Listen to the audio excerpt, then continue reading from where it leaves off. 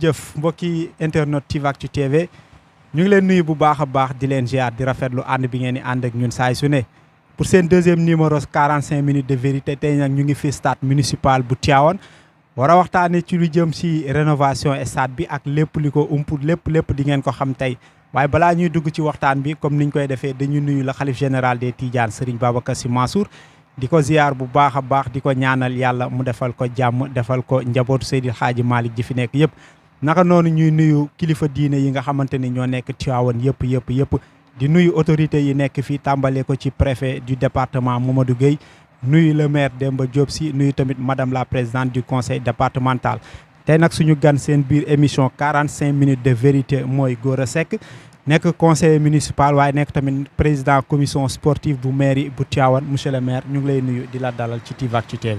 waaw donc Paye ba ñu ngi lay fay donc di nuyu autorités religieuses yu dëkk bi tàmbalee ko ci xalif général di Tidiane di ko ñaanal yàlla may ko wér may ko gudd fan mu yàgg fi lool di doxal li nga xam ne moom lu maamam bàyyil ko fii ci Tivaouane donc di nuyu autorité administrative yi. di nuyu monsieur le maire Demba Diop Sy di nuyu la présidente du conseil départemental donc di nuyu ñëpp ñi nga xam ne ñu ngi yeewoo Tivaouane. waaw comme ni nga ko nuyoo ñun tamit noo ko lañ def Gora tey ñu ngi fi nga xamante ni mooy stade municipal travaux yi tàmbalee nañ ko depuis bientôt 2 semaines wala 3 semaines laaj bu njëkk bi rek mooy nga dikkaat ci rénovation stade municipal bi naka la demee. waaw jërëjëf Paye ba dañuy leen di vraiment di leen remercier. ci seen disponibilité ak aussi seen taxawaay.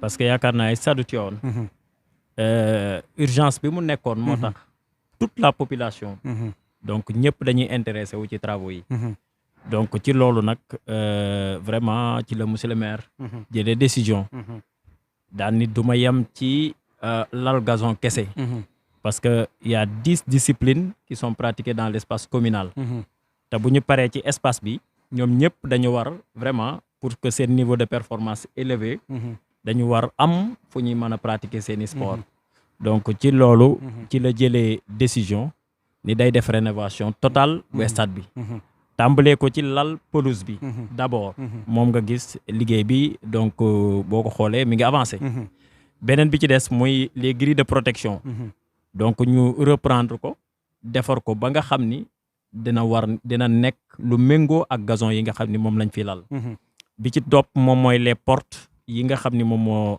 nekk ci main courante bi ñu defar ko ay portes yu mucc ayib yoo nga xam dana ànd aussi ak liggéey bi nga xam ni moom lañ ciy def beneen bi ci des aussi moom mooy les murs de protection ñun ñëpp xam na ni murs yi nekk na ci état de délabrement quelques parties donc bu xaw a avancé yooyu aussi dafa bokk ci li nga xam ni dañ koy defaraat ba nga xam ni du présenter benn danger beneen bi ci des moom mooy terrain handball bi ak basket bi boobu aussi dañ koy rénover defar ko ba mu méngoo ak jamono mettre ko en norme ba noppi aussi prévoir fa benn espace boo nga xam ni ñiy pratiquer arts martiaux danan man di fa recevoir seen yi nga xam ne moom lañ fay def donc di féliciter de passage notre frère Mansour Lo bi nga xam ni demoon Turquie au jeu de la solidarité islamique en Turquie jële fa médaille de bronze muy une première au Sénégal donc ñu ko ci remercier di ci féliciter monsieur le maire mi nga xam ne dalaloon na ko tey suba yaakaar naa ñun ñëpp ña ngi fa woon donc loolu la ñu amoon li nga xam ne moom lañ ciy wax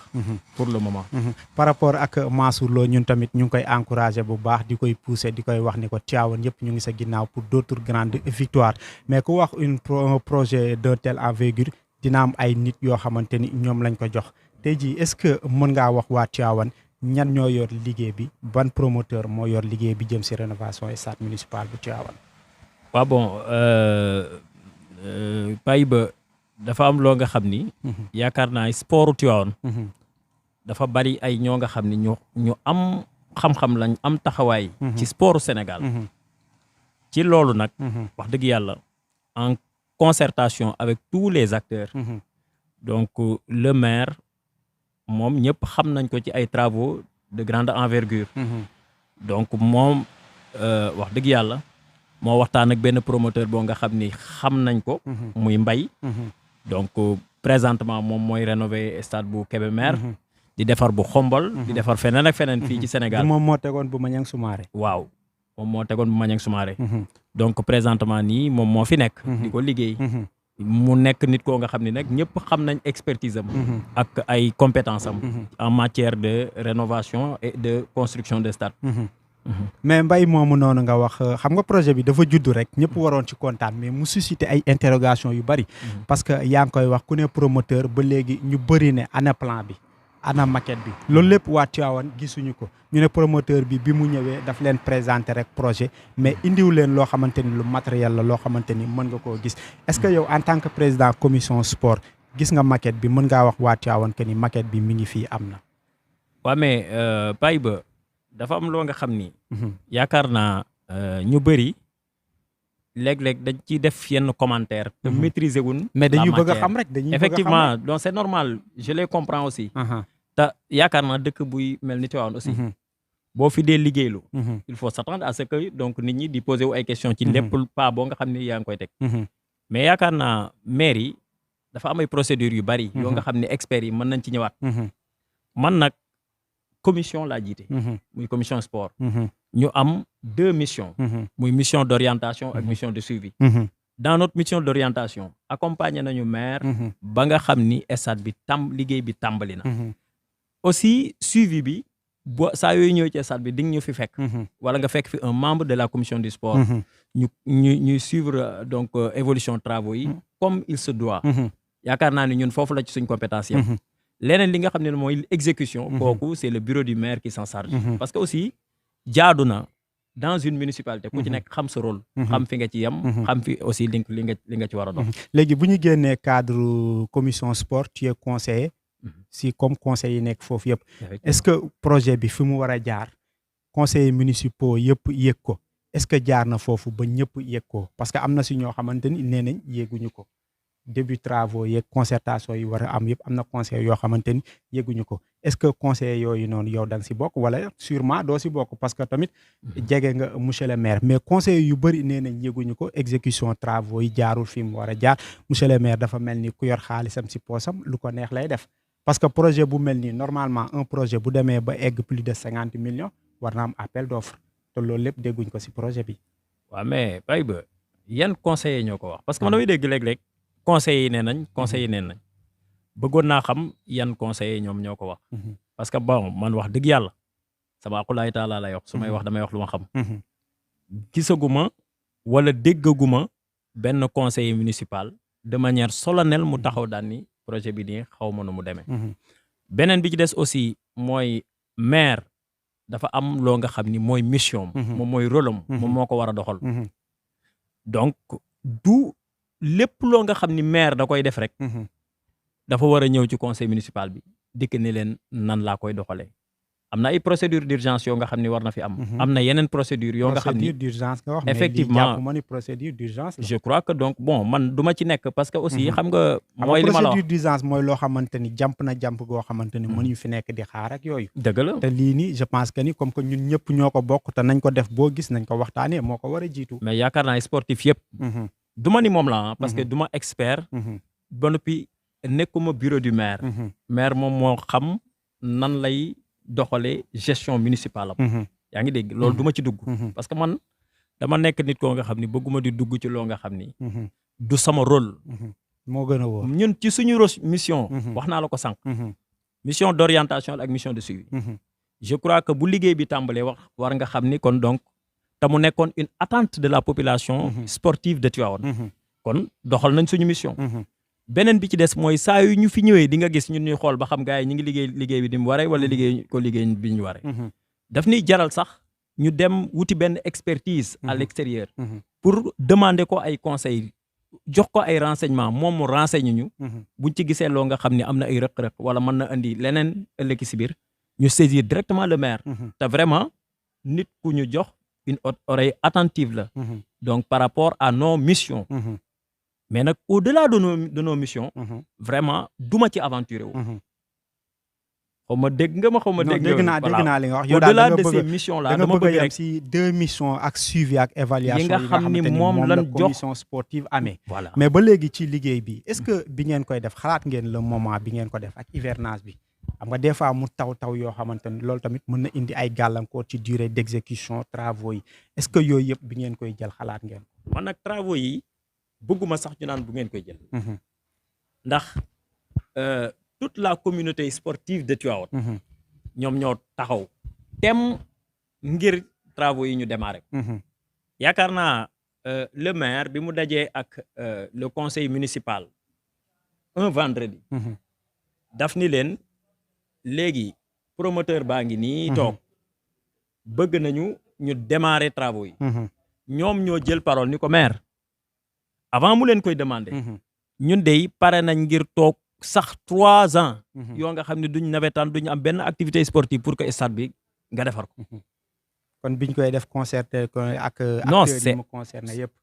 c'est une gestion inclusive. su mel ni ligue de football. ligue bi ñëwoon na. ODCAV ñëwoon na. les présidents de club ñëwoon nañu.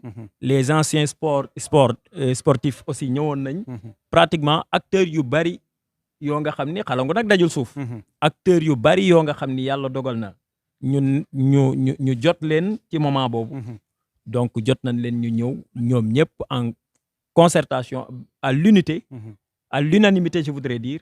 donc ñoom ñoo taxaw jox maire feu vert à ce que travaux yi démarrer et très rapidement.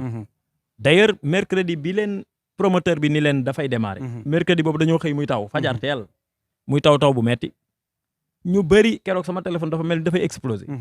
gars yi di ma woo ni mën nañ démarrer mën leen mais gars yi xanaa gisu leen taw bi. booba ñun suñu bëgg-bëgg gi nga lii nii romboon na urgence pour communauté sportive bi. bu ñu nekkee di spéculer wu sax di wax naan non travaux yi nii wala nangam ak nangam boo sàgganul am nañ nit ñoo nga xam ni sax dinañ ñu xaw a jéppi. gi nga nit ñi xamul lu ñu bëgg pour le moment stade bii ñu defar ko comme ni mu waree. parce que dañu nekk ci région boo nga xam ni Tivaouane moo ci gën a dellu ginnaaw. gën cee bari ay talent. tey ci suba suñu événement bi wane na ko. boo xoolee am na benn salle boo nga xam ne ñi ngi entraîné fii. duma ci def publicité. mais ñoom championnat du Sénégal dañoo raflé lépp. te ay doomu Tivaouane lañ. loolu nag wax dëgg yàlla pour man urgence la. amul lenn lu ko gën a doon urgence. est-ce que pour que ñu urgence bi accompagner du li nga xamante ni mooy collectif boobu fi judd sama sport sama avenir commencé génn di wax di yëngal est-ce que du loolu moo tax sax ngeen accélérer le pas est-ce que du ñooñu ñoo leen conditionné tey jii nii. non man ci collectif boobu laa bokk. waaw ñoom boo leen laajee dinañ la góor a sekk mi ci biir. waaw xam naa ni yaa ngi si biir. waaw mais collectif boobu wax dëgg yàlla.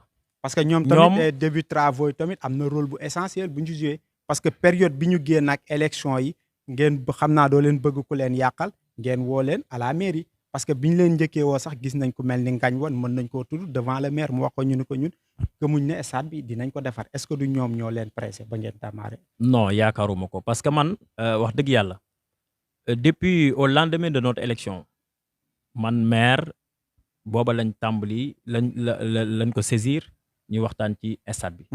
booba benn collectif juddoogul. bi ñuy convoqué acteurs yi aussi il y avait aucune réunion de ce collectif là. bon ñoom dañoo yoroon seen programme di ko dérouler. ci la bokk. muy programme bu noble parce que man jàpp naa ni ñu mel noonu baax nañ ci dëkk bi.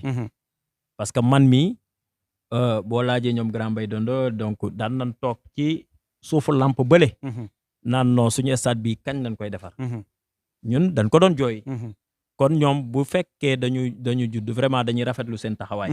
mais nag je tiens à préciser que ni. dañu yoroon seen programme di ko doxal. mairie bi yor programme am di ko doxal. suñ programme dafa jot. ñu tàmbali liggéey bi ñu tàmbali liggéey. xam nga liggéey lu jëm si liggéeyaat stade bi sax laay wax. le maire bi fi nekkoon Mamadou Diagne Sy Mbengue moo ko tàmbale woon moo ko amoon yéene tàmbale na ko. ñu bëri gis ne yéen bi ngeen jëlee ñu installé leen au mois de mars ak léegi. bu fekkente ni normalement travaux yi 3 mois yi ñu wax loolu la waroon a yem. boo leen ko commencé woon mois de mars dina pare. kon heure bii nii dina fekk mu pare ba nit ñi commencé football nawetaan. moo tax man la est-ce que du pression boobu noonu ñëw. ak ay promesse électoraliste moo tax ngeen taxaw si période élection yi annoncé au Tivaouane waa que ni dinañ commencer rénover stade bi. man yaakaar naa ni yow am na benn laaj boo laaj sànq jàkk tontu nga ci sa bopp. ndax li nga ni le maire Diagne Sy Mbengue amoon na yéene entamer les travaux du stade. te yaakaar nga yow sa bopp yàgg nga dox te am na lu bari loo nga xam ne xam nga ko ci travaux publics.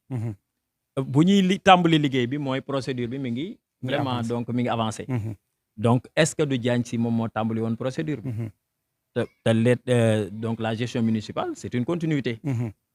moo tax am na loo nga xam ni pour man avant ñu koy critiquer. dañu war a dem vers l'information. ay conseillers municipaux. xam nga luy seen wareef. parce que li tax ñu tànn leen sur la base de confiance. pas sur la base de compétence wax dëgg yàlla. moo leen war a tax ñu war a góorgóorlu ñun ñëpp man maa ci jiitu. pour jéem a xam lan ma sant lan laa war a def. ak lan laa war a tontu. donc liggéey bi nii liggéeyu stade bi. non démarré na bu yàgg. xam nga. démarré na bu yàgg mais nag Pastef mooy tax liggéey àgg. te maire moom wax dëgg yàlla loolu kenn du ko ci donc vraiment blâmer. ba léegi jëm si liggéey bi si lañ nekk te duñ si jóg tey Tivaouane waa yu bëri ils sont perdus ñu si bëri ñu ngi laaj ndax gazon bi rek la ñuy teg wala stade bi yëpp la ñuy rénover parce que am na ñoo xamante ni ñu ngi commencé ni wax ne waa ji ñu fi indi gazon rek lay teg est-ce que réellement loolu moo nekk wala loolu nekkul. non loolu moom wax dëgg yàlla tontu bi du sori. loolu du li nga xam ni moom moo méngoo ak li am. li méngoo ak li am mooy dañuy rénover totalement stade bi. le promoteur bi fi nekk. dafa am charge poser le gazon. rénover le terrain basket. ak handball bi. am benn espace boo nga xam ni dañ koy defaral ñi nga xam ne dañuy pratiquer les sports de combat. fii ni turbine bii nga toog. ñu rénover ko ba ku fi ñëw gan gun fi dalal. nga gën a fonk waat yoon. mur de clôture yi nii nga xam ni pratiquement léeg-léeg dafay présenter danger. ñu fexe ba. parce que daanu na fi daanooti fi. mais am na ci partie yoo nga xam ni wax dëgg yàlla ñun ñëpp xam na ni baax na. mën na dem. mais am na ci partie yoo nga xam ne ay la yéwén dañ ko war a reprendre. yooyu yëpp promoteur bi dafa am charge pour defar ko. grille de protection bii nii. bonul. mais war nañ ko remettre donc à neuf de telle sorte que ku fi dugg dana vraiment gën a jox gëdd les sports de Tivaouane. dans sa globalité. donc kon loolu du laal pelouse kese. kon mu mel ni su ma la déggee nga wax projet délocalisation stade municipal bu Tivaouane moom loolu moom kenn dootu ko waxati. waaw mais man nag du ma wax ci projet boo nga xam ne teguwul sama loxo. parce que tamit boobu loolu tamit ba léegi bëri na Tivaouane waaye tamit yoo xam ni ñu ngi laaj bëgg a xam. waaw mais xam nga aussi da nga ni projet. projet nag dafa am ay phase yu bari. yaakaar naa ni bon du lu ma lay jàngal parce que yaakaar xam naa la bu baax xam naa ni yow vraiment nit ku am compétence nga ci li ngay def. mais yaakaar naa ni projet bu ne dafa am ay phase yu muy toll. man en tout cas en tant que président commission sport. bu tollee ci ñun ñu am les informations qu'il faut. mën nañ ci communiquer. mais li nga xam ne nag mooy peut-être fi mu toll. pour le moment. pour man jarul spéculer en tout cas ñi ngi rénover stade bi. te moom moo nekkoon suñu bëgg-bëgg pour que sportifs yi continuer di am ay performances. nañu concentré wu pour le moment ci lii. li nga xam ne nag mooy délocalisation bi heure bu jotee.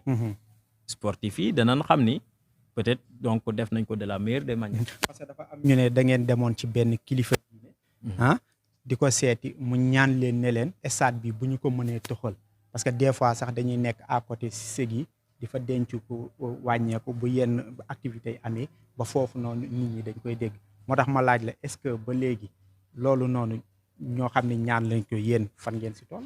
waaw mais yow loolu xam nga ni jarul sax dem ci kilifa diine parce que ñun Tivaouane lañ dëkk fi lañ juddoo fi lañ yaroo.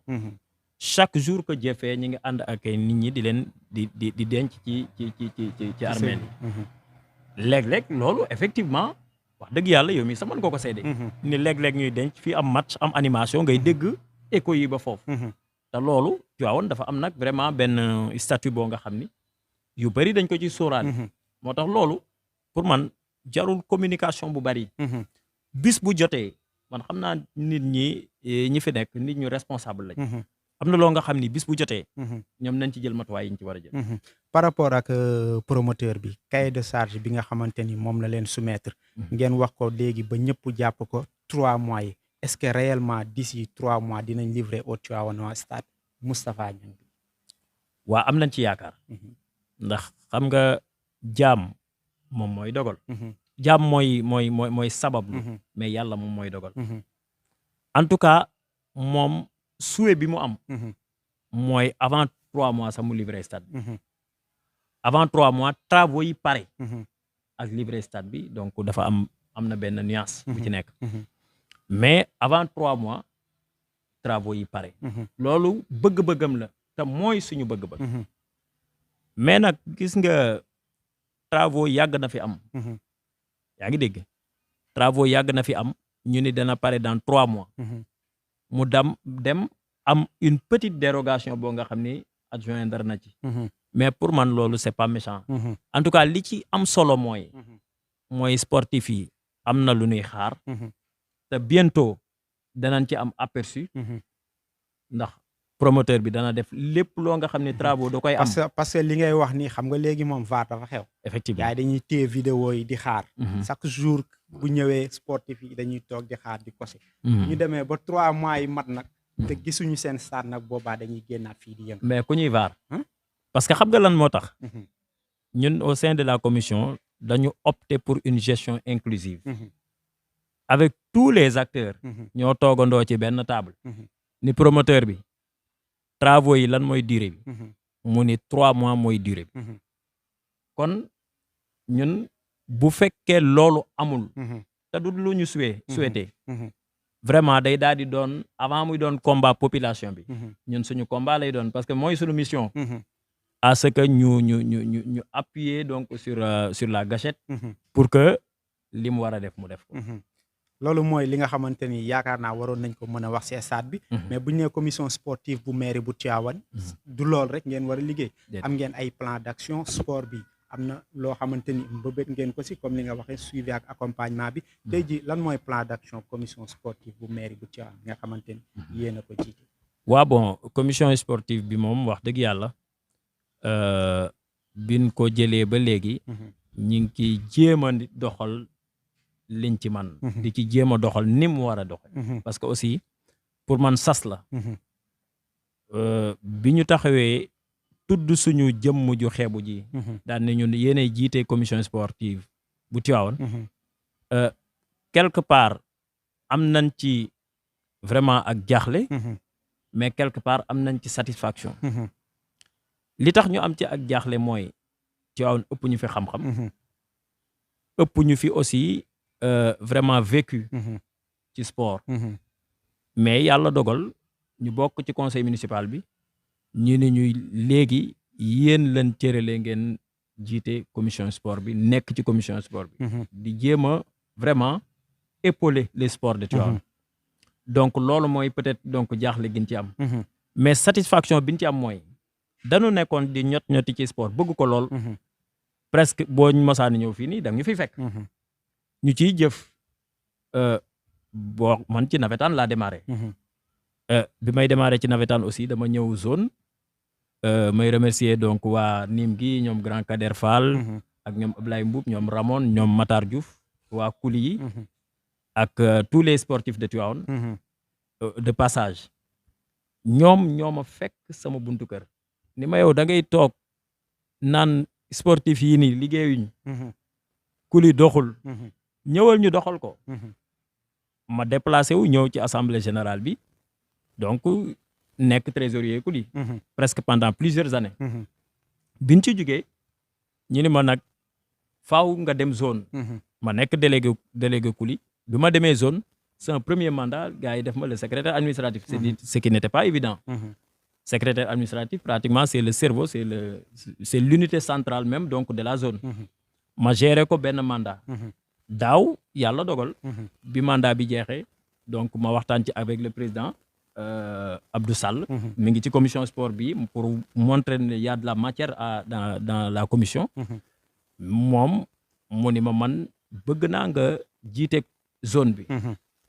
mais bon yàlla dogal bi ñu demee ba ci élection yi ma jël le premier vice-président donc derrière Badelo le président Badelo nekk le premier vice-président chargé de la CQRP kon am na lu ñu ci xam boobu satisfaction la ñuy am ci reconnaissance boobu nit ñi am vraiment donc demandé ñu à ce que ñu diriger la commission sport de Tivaouane donc ñu koy vraiment di ci remercier conseillers yëpp parce que du le maire kese y a tous les conseillers yi nga xam ni pratiquement bi ñu ko waxee à l'unanimité ñëpp dañ ci d'accord donc xam naa ni ñàkkuñu fayda te bëgg nañu Tivaouane bëgg goo nga xam ni bu fekkoon gis nañ ci suñu vécu benn tâche boo nga xam ni war na mën a vraiment indi benn problème ci lii nga xam ne moom la ñuy doxal bu boobaa dinañ ci communiquer te wax dëgg yàlla ba fi may wax ak yow donc nit ñi ay appréciation rek lañ ci gis parce que je me rappelle jour bi ñu leen di installé sax monsieur le maire mi ngi doon wax ni commission bu doxalul moom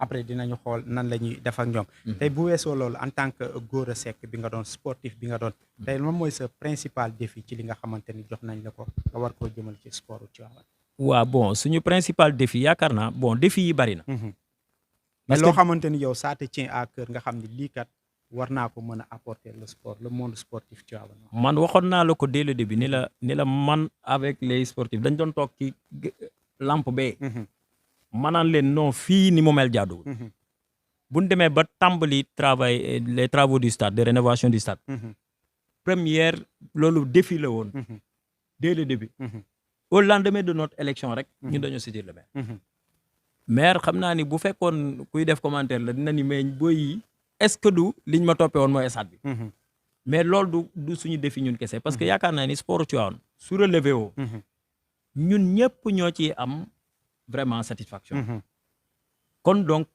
suñu plus grand défi mooy toutes les disciplines sportives yi nga xam ne ñu ngi koy pratiquer dans l'espace communal ñu regrouper leen au sein d'une structure mën nañ ko tuddee nu ñu ko bëgg a tuddee mën nañ ko tuddee comité consultatif pour que toute décision boo nga xam ni day relever dafay émaner wu di jëm ci sport Tivaouane donc mu nekk une décision collégiale de tous les sports de Tivaouane loolu c'est un défi c'est-à-dire di ñaan rek sportif yëpp àndandoo nekk benn parce que dinañu permettre discipline bu ñu yëkkati rek ñu nekk ca kanam loolu moom vraiment suñu défi la te sax dina joxaat sport Tivaouane beneen niveau mais tey jii par rapport yaa ngi koy wax discipline yi ku ne sport xalam day dem si football tey naka nga gisee club yi nga xamante ni ñoo nekk fii ku si mel ni Kouly ku si mel ni Dames quoi qu'on puisse dire dafa mel ni par rapport ak yeneen club yi nekk si raison bi ñun on est un peu wala on est trop derrière ñoom